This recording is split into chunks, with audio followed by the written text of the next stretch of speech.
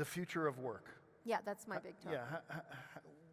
How rapidly is this going to happen? Well, you know, you can either go into the sort of, like, the reason I got inspired by it is I've been having an ongoing argument with Mark Andreessen for 20 years now about everything.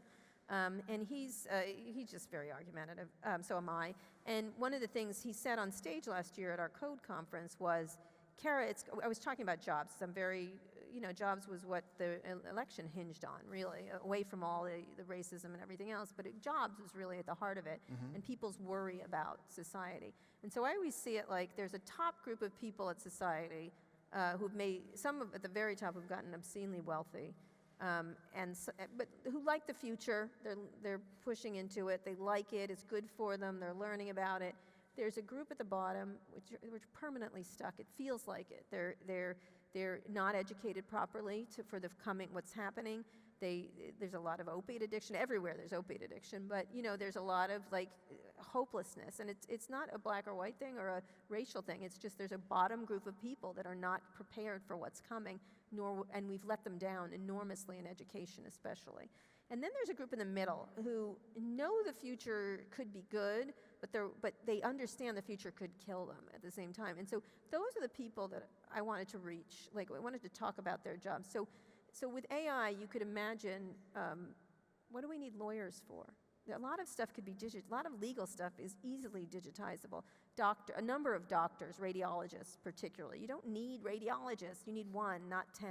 Like, you know, and the car thing is easy. You don't need drivers, but by the way, you don't need parking garages. You don't need mechanics. You don't need insurance companies. Nobody has a car. What happens to that business? Everything iterate. Malls, why do you need malls? And so what Mark said on stage was, Kara, it's just like the farming to manufacturing shift. You know, it was a little bumpy, but you know, we ended up, it was better. There were more jobs, there were better things. And I was like, a little bumpy, Mr. Not lack of any historical knowledge whatsoever kind of thing. And so if you look back to that era, there was a huge amount of social unrest. There's a huge amount of difficulties and problems, and it took 70 years. This is a compressed time period of 30, maybe 20, 30 years. In this environment with the populist anger growing, it's really problematic. Like, you start to see the social implications, and you don't need Russia to make it worse. It's a difficult situation, although they're doing an excellent job. And the only thing they do well is just bad things. It's astonishing. If you ever visit that country, it's like a permanent mess. Nothing works there. But it's a shame.